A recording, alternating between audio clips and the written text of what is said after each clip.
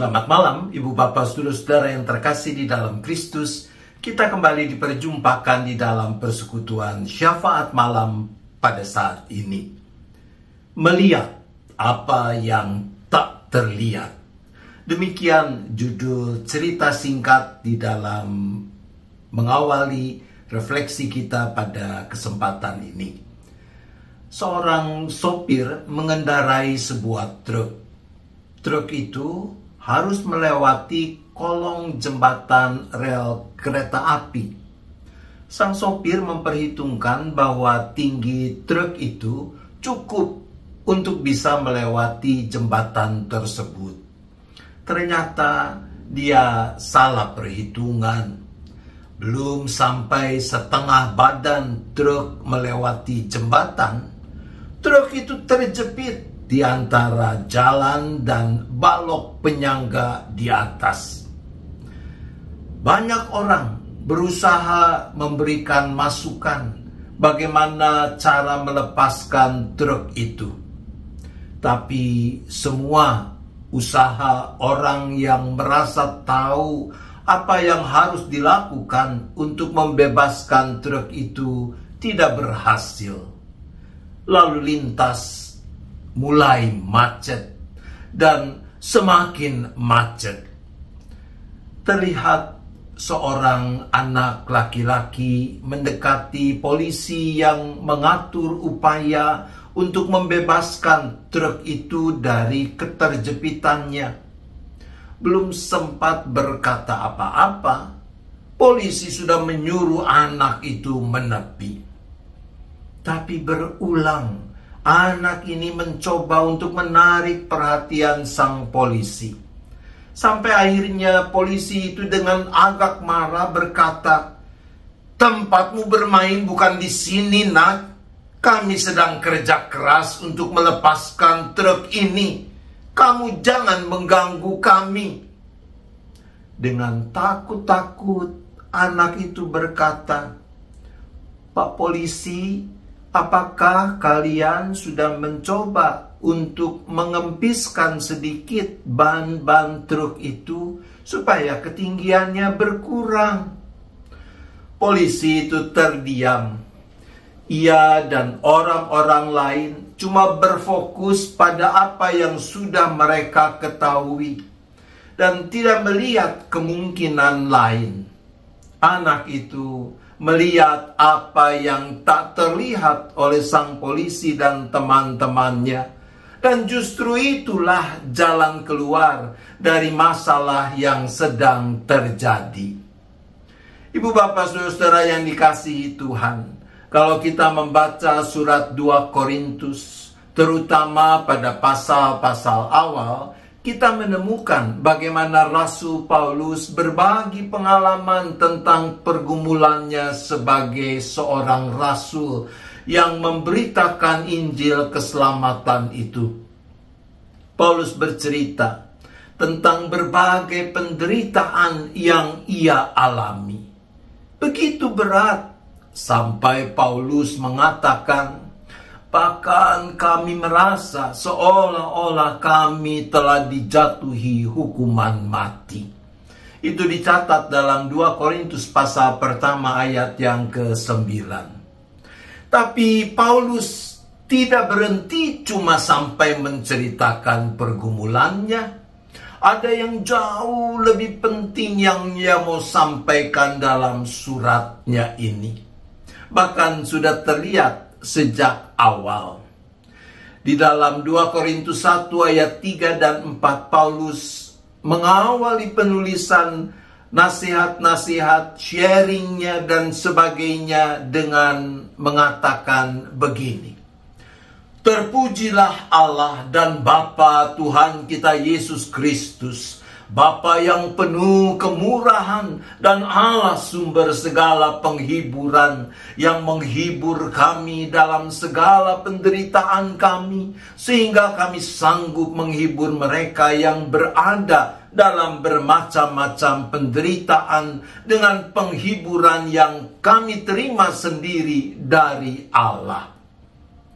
Saudaraku, di tengah berbagai penderitaan yang dialaminya, Paulus tahu dan mengalami bahwa Allah Bapa di dalam Yesus Kristus tidak pernah meninggalkan dirinya, bahkan terus menguatkan, melimpahkan penghiburan yang Paulus butuhkan.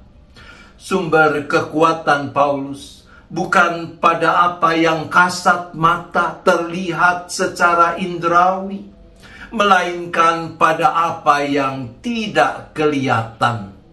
Ia menuliskan dalam surat 2 Korintus 4 ayat 16 dan sampai dengan 18 demikian. Sebab itu kami tidak tawar hati, tetapi meskipun manusia lahiriah kami semakin merosot, manusia batiniah kami dibaharui dari hari ke hari. Sebab penderitaan ringan yang sekarang ini akan menghasilkan bagi kami kemuliaan kekal yang melebihi segala-galanya, jauh lebih besar daripada penderitaan kami. Sebab kami tidak memperhatikan yang kelihatan, melainkan yang tak kelihatan. Karena yang kelihatan adalah sementara, sedangkan yang tidak kelihatan adalah kekal. Saudaraku, kala kita mengalami penderitaan karena menjalani hidup dalam ketaatan pada firman Tuhan, boleh jadi kita akan kecil hati kalau kita hanya memperhatikan apa yang kelihatan secara indrawi.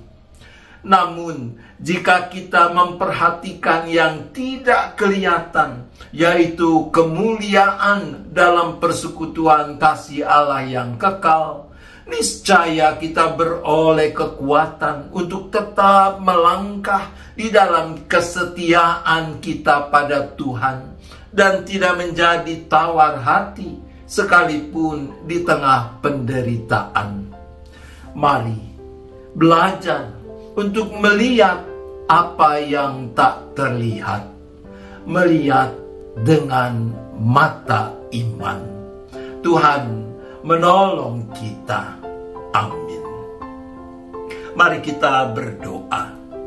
Bapa di surga, ampunilah kami sekiranya kami gagal untuk mengalami pertolongan yang sebenarnya Tuhan telah sediakan, karena kami hanya melihat apa yang kelihatan dan kami enggan untuk melihat apa yang tak terlihat. Bapa di surga, berilah kami hikmat kekuatan agar kami mau terus dengan tulus, dengan rendah hati menaruh percaya kepadamu sekalipun kami tidak melihat, sehingga kami punya pengharapan, kami menaruh pengharapan kami pada apa yang tidak kami lihat, yang belum kami lihat itu. Sehingga dengan demikian kami tidak menghalangi pertolongan yang Tuhan sediakan bagi kami, bahkan kami boleh mengalaminya secara penuh. Saat ini Bapa, kami juga berdoa bagi setiap kami, para anggota, simpatisan, seisi keluarga masing-masing dengan rupa-rupa pergumulan yang dihadapi. Mungkin ada yang sedang punya beban karena gangguan kesehatan. Mungkin yang lain punya persoalan karena masalah sumber penghidupan, pekerjaan, usaha. Yang lain punya masalah karena ketidakharmonisan dalam relasi antar anggota keluarga. Mungkin juga ada yang hampir putus asa karena berbagai ketidakpastian di masa depan. Ya Bapa, mampukan kami untuk terus meraih, menggenggam erat tangan kasih-Mu yang senantiasa terulur menopang kami, menolong kami. Beri kami kepekaan untuk melihat jalan-jalan yang Tuhan sediakan, yang kadang tidak persis sama dengan jalan yang kami harapkan, apa yang kami inginkan, supaya kami tidak sia-siakan kuat kuasa pertolongan tangan kasih Tuhan itu. Ya Bapa, saat ini kami juga berdoa bagi gerejamu yang Kau hadirkan di mana-mana tempat, yang Tuhan ikut sertakan mengerjakan misi Allah, mewujudkan shalom, damai sejahtera kerajaan Allah di muka bumi ini. Tuhan tolong agar gereja-gerejamu, termasuk jemaat GKI Gading Indah, boleh setia mengemban tugas panggilan yang Tuhan percayakan itu di dalam dan melalui hidup persekutuan, pelayanan dan kesaksiannya sebagai gereja. Kami berdoa ya Bapa, bagi bangsa dan negara kami dengan berbagai pergumulan yang masih dihadapi. Tentu kami bersyukur untuk banyak kemajuan yang telah dicapai dalam kehidupan negara dan bangsa kami ini. Tetapi kami juga tahu bahwa masih banyak hal yang harus diselesaikan bersama. Dan Tuhan, Engkau mampukanlah para pemimpin bangsa kami untuk dengan setia menjunjung tinggi keadilan dan kebenaran, mengupayakan mewujudnya kedamaian dan kesejahteraan bagi segenap bangsa tanpa terkecuali, bukan hanya bagi golongan atau kelompok tertentu saja. Beri keberanian kepada para pemimpin bangsa kami untuk berpihak hanya pada kebenaran. Ya Bapa, kalau sebentar kami akan juga beristirahat, maka kami menyerahkan segenap keberadaan kami hanya ke dalam tangan pengasihan Tuhan.